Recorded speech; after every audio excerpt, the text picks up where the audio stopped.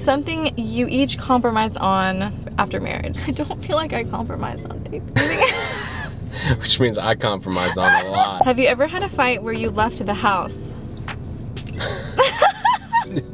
Do you want to tell them or do I want to tell them? Has working together negatively affected your relationship in any way?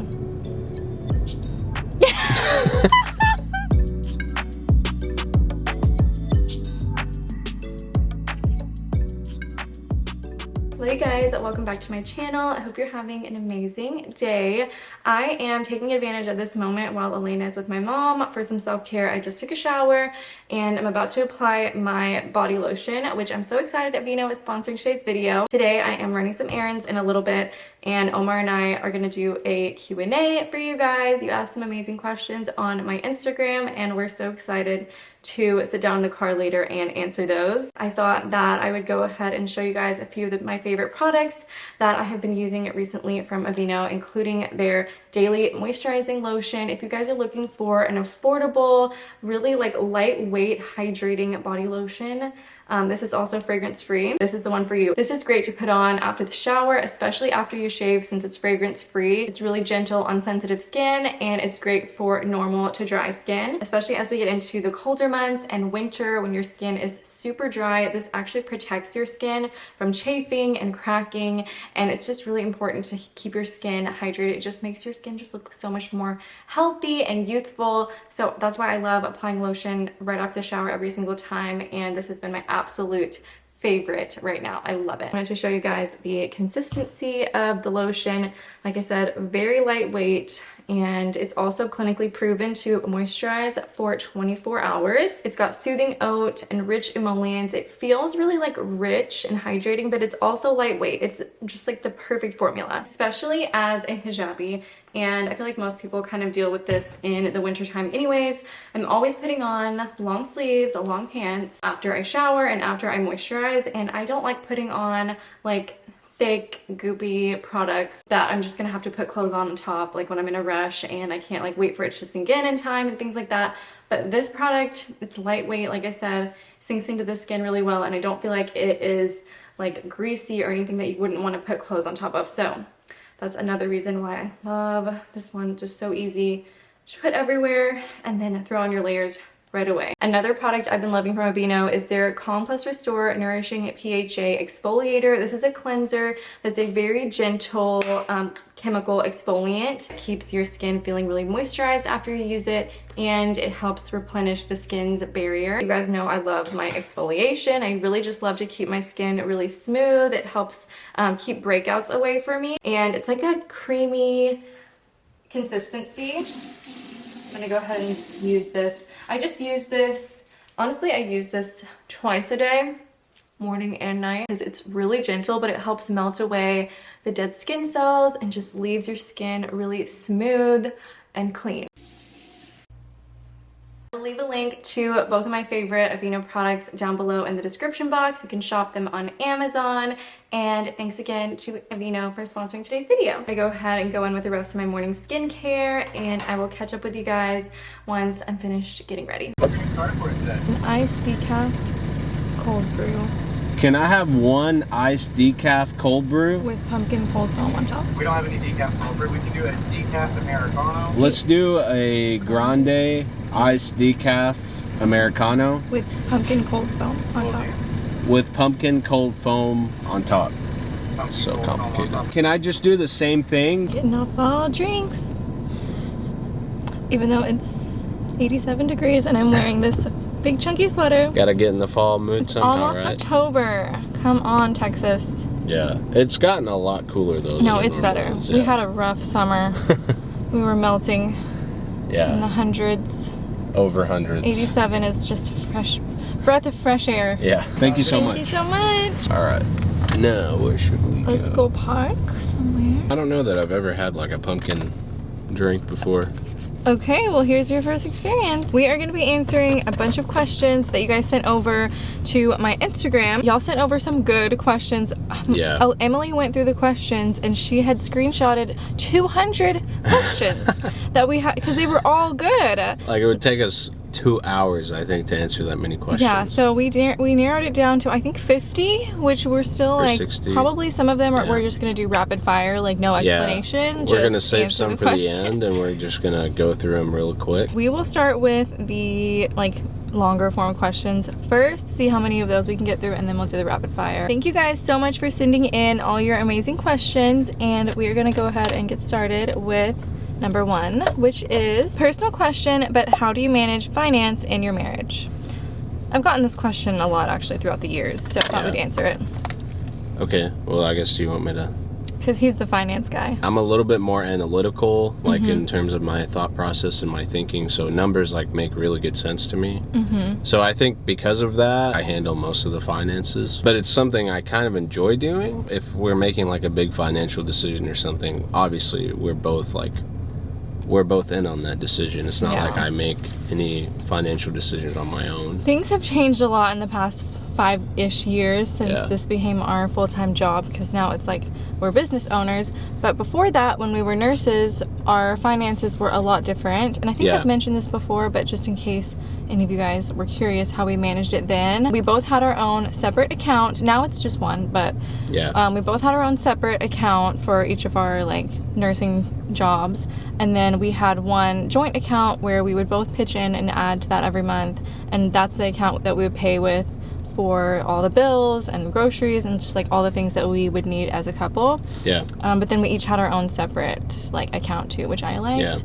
And I actually saw TikTok, and you know, everything on TikTok is like, you know, true. And this one lady was talking about how that was actually the best way to go with finances. It's definitely good if each spouse has their own separate income. Not to say that, you know, you can't just combine it all, but it's kind of good to just keep it separate, and then that way you know how much you're contributing each month towards house and groceries and stuff, and then that way you also have like, I guess you want to call it like your own money. Yeah, you know, I like that you don't have to feel really bad about spending after you have separated everything that you need to separate. How to maintain a healthy relationship even after disagreeing. Love you.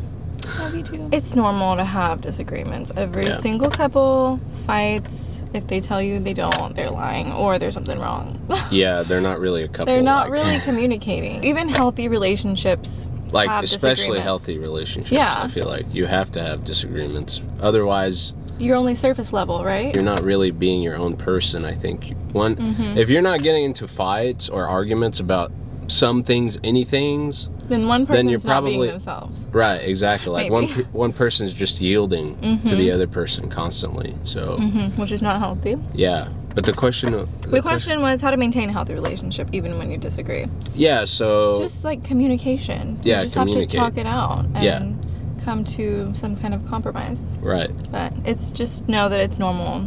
Everyone fights. What's the plan if YouTube/social media starts to fall off? You never know. I might become very irrelevant one day. And well, I think like the plan is to eventually make it to where like this is not our main income source. Yeah, because I mean, I can't be vlogging until I'm 50 years old, probably. I mean, I'm sure that's still watch you, but we've had plans in the works for a couple years now where we're investing and we're starting other side businesses, and that's kind of what I do behind the scenes now that I don't really ever show or anything. Like real estate and... Yeah, real estate, investments, and, you know, businesses. I think a lot of people online think that it's gonna last forever. I came from a humble childhood and beginnings, and I don't have that mentality like it's gonna last forever.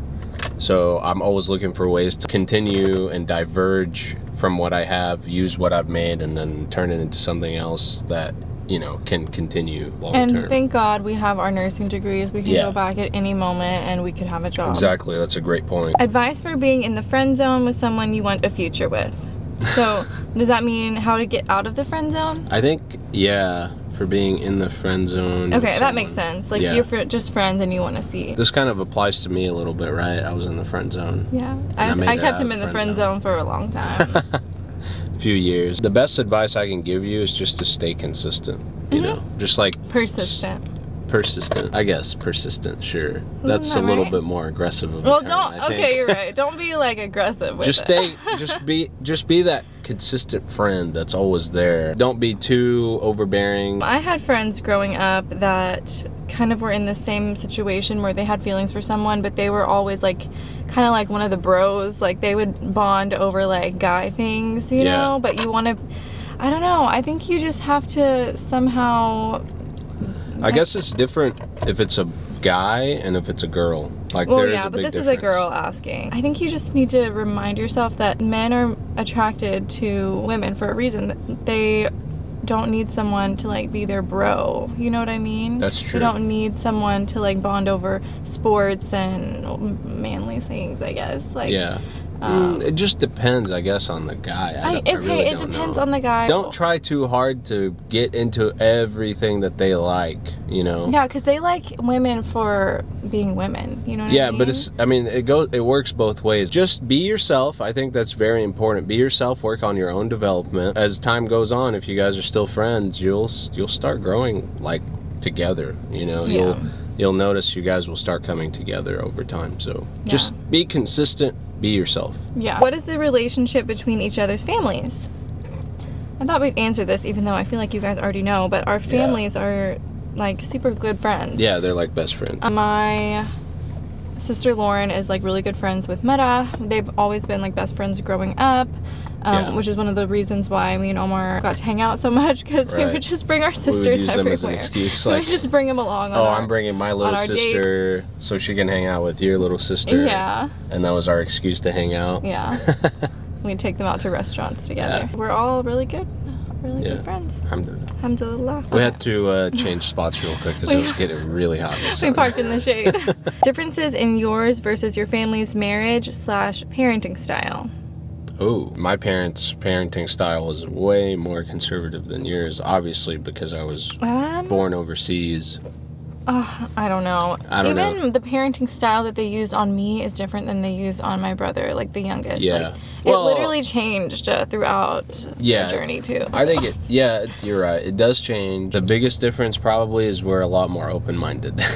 Yes, yeah. I think at least. I think we're going to be a lot more open-minded. I think we are. My dad and my mom now are kind of on the same level that we are, more in the open-mindedness. Yeah. But the difference is we're just starting out our journey that way, so. Yeah, that's good. You can't raise your child the same way we were raised like 20 years ago, 25 years ago. The world has changed significantly. I think you always just have to be open-minded and, you know, just try to instill good morals and values. At the end of the day, you want them to just be good people. I have an idea of how it's different, especially for your parents being like new immigrants, young children. I feel like they were a little bit more naive as to like kids getting into things, or like, that's true. I don't know, like not. They weren't aware of what the society was capable of here. And we are. You know? And we are, because we went to school here and we like know what kids are capable of. We'll be a lot more, we'll be a lot less naive. Naive, yes, that's the word I was looking for. They were naive as to, Yeah, we'll be a lot less naive when it comes to things like that. You were not spanked as a child. No, I was not. My dad made like a point to make sure he never spanked us. I think I got spanked like one time ever. That's actually rare for Arab households, isn't it? It is rare, right? Yeah. No, he I remember so many times like he would tell me, I'm not going to spank you, but he would scare us. Like, yes, that's me too. It was all intimidation tactics. Like, like he always made it seem like he was going to spank us, but he never did, and just that was enough to terrify me. Yes, actually that was me and too. I guess it worked. It worked out good. It worked, but also were you so scared of your parents that you couldn't like confide in them and things like that? Not really, no. No? Not for me. Well, my dad also used the intimidation tactics. He would get out the belt and just crack it like, you know. No, see, my dad wouldn't even do that. Things like that, and it would, I grew up with the idea that I was beaten all the time, even though I might have gotten spanked once, according to my parents. Yeah. But they used to always just threaten me with it. That's something that I'm not going to do with Elena, is I'm not even going to threaten her, because I feel like that's traumatic. I don't think we should threaten with physical. Yeah, with physical. You know? There are definitely needs to be consequences for Yeah, things, there's going to be consequences for sure. But not with physical beatings. Yeah, something you each compromised on after marriage. I thought this one was funny. I don't know. I don't feel like I compromised on anything. Which means I compromised on a lot. That's what that means. I know. Okay, wait. Go ahead and tell me what you compromised on, and then I'll try to think of what I compromised on. Okay, I know. Let me pull out this list of 100 things. No, I'm just kidding. Now I can think of something I compromised on.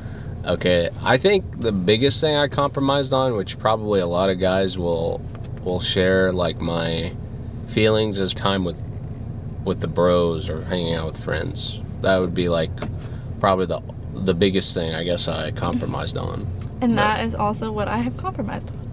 What? You hang out with your friends. She's had to compromise me hanging out with my friends, and the one time a year. No, I'm just kidding. No, you hang out with your friends once a week. Yeah, we try to do something once a week, and I guess before we got married, I was hanging out with my friends like 2 or 3 times a week. So I guess that's probably been the biggest thing I would say I compromised on. I think that's the biggest thing for both of us, right? But we've come to a good place.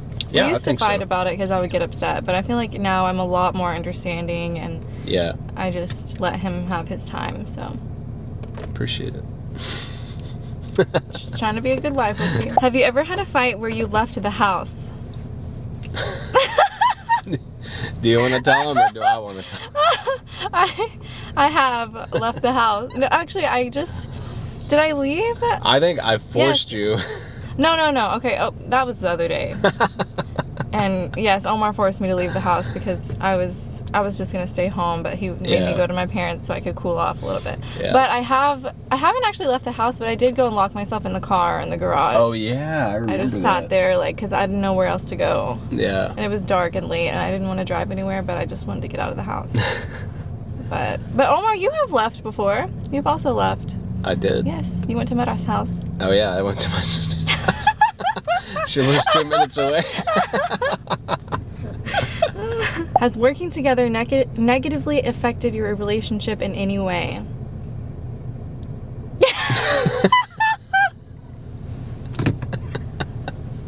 I think that's a yes. No, I mean... Wait, a yes from me or a yes from you? I don't know. From both of us. It's not easy, y'all. It's not easy. It's definitely a hard thing to do. Obviously, I was helping you out before. It was a hobby for you. I was taking your pictures and like, oh yeah, I'm doing you a favor, but at the same time, I like photography too, amateur photography. It was fine. Now that we work together, it's hard for me to turn it off. Like, when do we stop working? When does work stop and regular life start? That's the hardest part. It's really hard for us to turn it off, and I think part of the reason is because we literally work at home off our dining room table. So there's no separation. So there's no separation at all. Like, we're always just there in work mode. I feel like when we're home, it's always work mode. That's hard. So that's like one thing is if you're working together, I think with your spouse, you need to just like, you have to do a good job of setting very, very strict boundaries of work and play. Which I try to do. I try to make it so that whenever our moms are watching Elena, that is my work time, and then as soon as I'm done. But that's Omar not always the case. Do that. Actually, I don't even always do that. No, that's not. Yeah, neither one of us. We don't do a very good job of like just we're done, and it's because we're so busy. Like last night, I was up till 1 editing a YouTube video to turn in. We're just not at the point right now where we have a good handle on it. How do you feel about Omar talking to other girls as friends? I know Omar and his personality, and he's very like a friendly guy who likes to have conversation, whether it's guys or girls, but it's usually whenever I'm around anyway, and it's like both of our friends or whatever, and we're all kind of having conversation. If there was something going on where he just was having all these conversations on his phone privately without me, then I kind of would probably be a little bit concerned about that, I guess. I mean, yeah, that's which I hope he would feel the same way if I was having conversations with men on my phone without him too. So yeah, first of all, I don't worry at all about that. Like, I don't have, I fully trust you, and I think you trust me fully. So if you're 16 but really like a good Muslim guy, should you tell them? The whole world is watching your answer right now, and it's Lena. funny because like I always think about this with Elena. Like, how are we supposed to tell her like we met when we were so 15 young and 16 years old, Yeah. and then she's gonna be like, well, you and Baba met when you were 15, 16. How come I can't Yeah. talk to boys? I don't know. Well, I think the distinction is that, we, yes, like we were talking on the phone. When we were meeting in person, we were always around somebody else. Yeah. And we were around family. We never went anywhere alone. Also, we were like so mature for our age at that point. Like, we wanted to get married. If we could get married, then we would have gotten married. That was literally my first thought, is like, I want to marry this girl. And I was so young. I was like 12 or 13 when I had that thought. And I was like, but we you don't can't recommend expect that. Yeah. I don't recommend that for everybody. But no, but you can't expect everybody else to have that same experience. No. So how would you tell the average person, to handle that situation? If you're 16, but you really like a good Muslim guy, should you tell them? I don't know. It depends.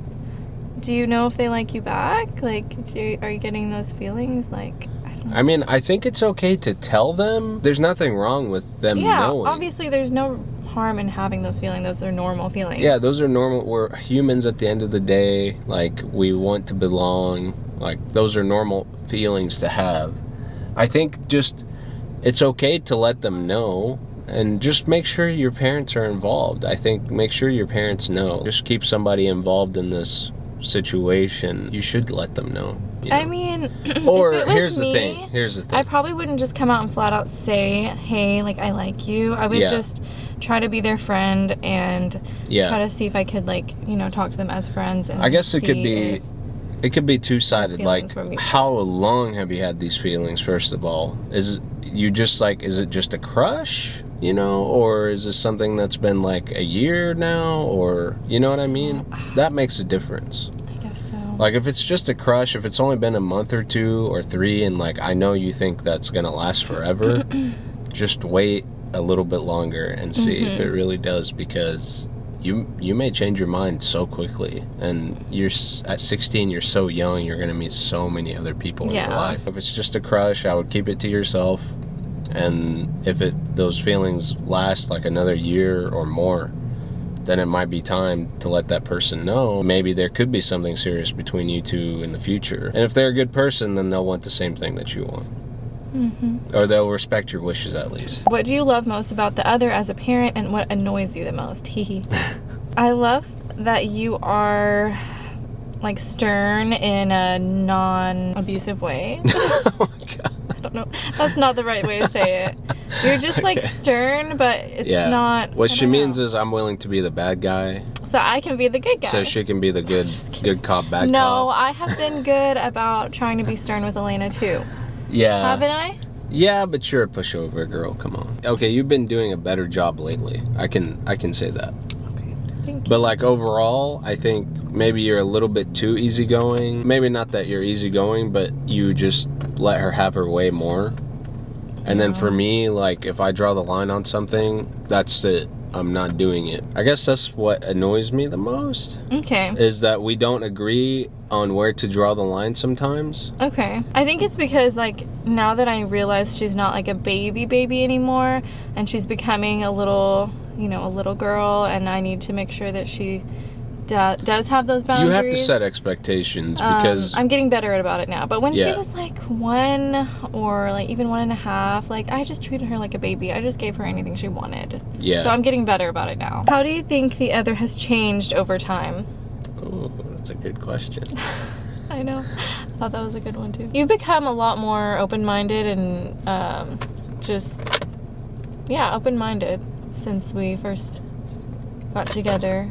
Like what? I just feel like when we first met and, we were children, we hadn't had any life experiences, obviously, but now we've grown together and you know, we started working, we've traveled, like we've met so many different people and so many different types of people, and we're not closed in our little small town. We've expanded our minds. The biggest thing I've noticed is I think you've gotten a lot more confident in yourself. Like, aww, you know, over I time. think so too. You blossomed to a beautiful butterfly. Oh, that's so sweet. No, but I think your confidence has grown tremendously, and I love that, seeing that, and I think I want to see more of that. That's so nice. Yeah. I think I agree with that. I definitely have gotten more confident over time too. Yeah. What scares you the most about having a second baby? I think just for me, I'm scared of, since I give like all my 100% attention to Elena, I'm scared that having another one, I'm going to be taking attention away from her, and then I'm not going to be able to like divide my attention equally, and Elena's going to feel like I don't love her anymore or something, and I don't want our bond to like be broken in any way because we're so close, and so that's what scares me the most, I think. Omar's just scared he's not going to get any sleep for the rest of his life. Yeah. That's been a big problem for me, but no, I think the thing that scares me the most is like, I don't know, I have so many fears. No, obviously, like, people say it's a big transition from no kids to one kid, but it's also a big transition from 1 to 2, because one parent is going to have to take care of one kid and the other is going to have to take care of the other. There's going to be times when they're both upset and they both need to be cared for, and you can't do it together. Like, you have to. Yeah, that's true. You know, so Omar's gonna have to take Elena and all her tantrums by himself, and I'd be like, I'm breastfeeding, I can't do anything. I was thinking I would have the baby. I guess it's kind of the same thing as like making sure that you can give each child the attention they need, because you don't want Elena getting jealous. I don't want her getting jealous of her younger sibling. I know. You know, I want to make sure that they get along so well, and a big part of that is how much attention we give them. So, inshallah, hopefully we can do a good job. Yeah. Should we answer this one? Give us advice on how to stay patient and strong during the years or months before getting engaged. What does that even mean? Keeping it halal in a relationship. Oh. I remember that time. It was probably one of the hardest times in my entire life. Not to be dramatic, but it was so hard. Yeah, it was like hard. Every day I would talk to you on the phone and I'd be like, we still have 5 more years until we get engaged. Well, and again, our situation's different. Like we planned everything out, and maybe a little bit to a fault. Like, we were just so ready to be in the future. You know, it made it, I think, even harder on us. It's going to be worth it in the end. Like, that strength, the patience that you have. And focus on yourself. Focus on yourself, growing yourself. Yes, self-growth. Do things that make you happy. Yeah. Like, just focus on you. That's the best thing you can do. Yeah, focus on yourself. Grow as a person. Become the best version of yourself that you can be. And everything else will literally take care of itself. Yeah, it will. Inshallah. Best tips for communicating while upset with one another. I'm not the best person to give this advice. So Lena, she has a tendency to like shut down and not want to talk. Me, on the flip side, I want to talk. I feel like we can talk through everything if we just sit down and really get to the root of the problem. Yeah. So for me, when she shuts down, that is like the absolute worst thing that she could do. In the moment when I'm so angry or I'm so upset, like, yes, I shut down because my feelings, I can't communicate in that moment because I'm just so like overrun with these feelings.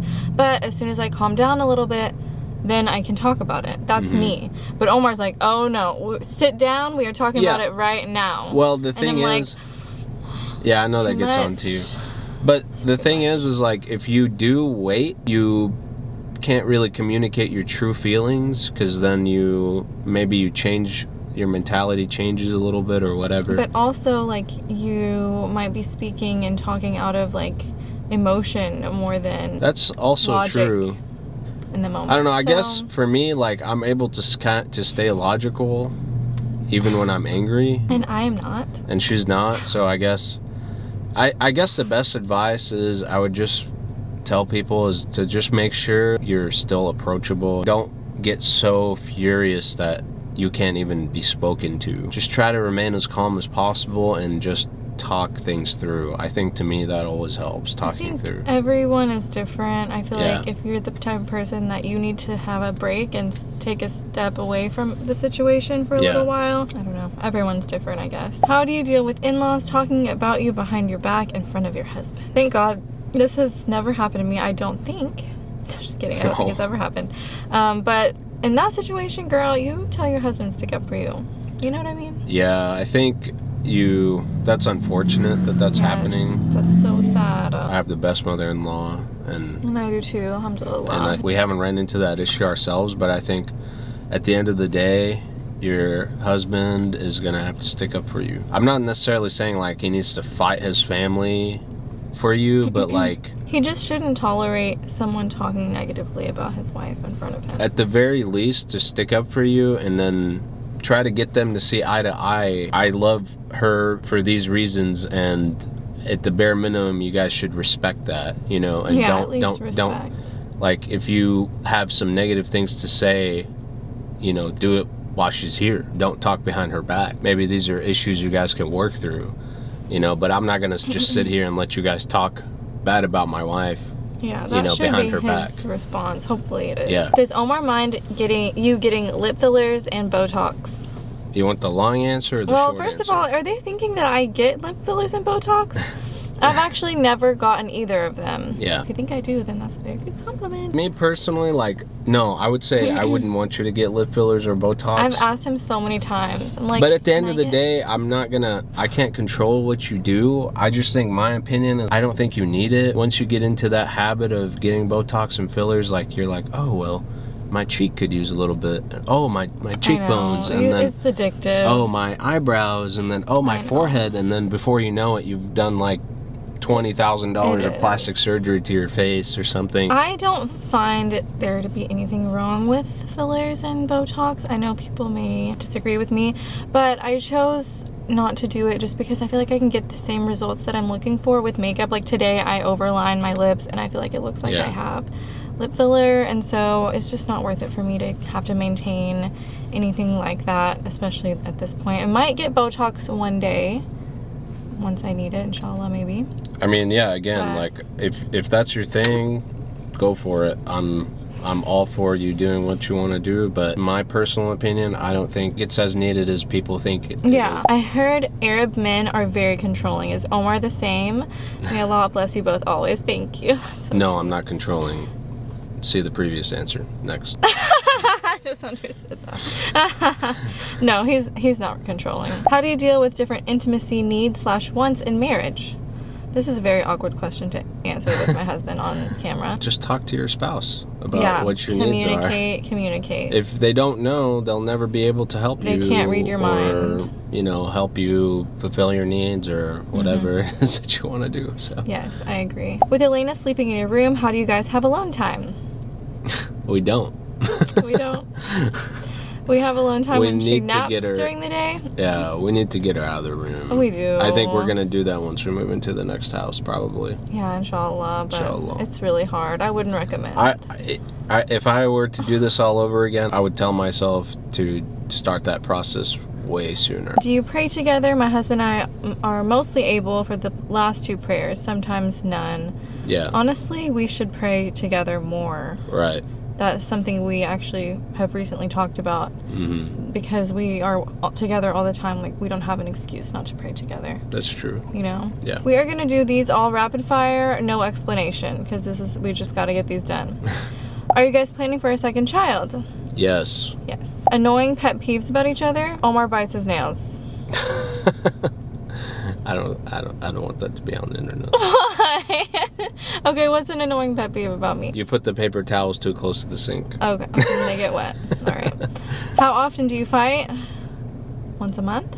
Probably once a month, yeah. How often do y'all do date night? Not enough?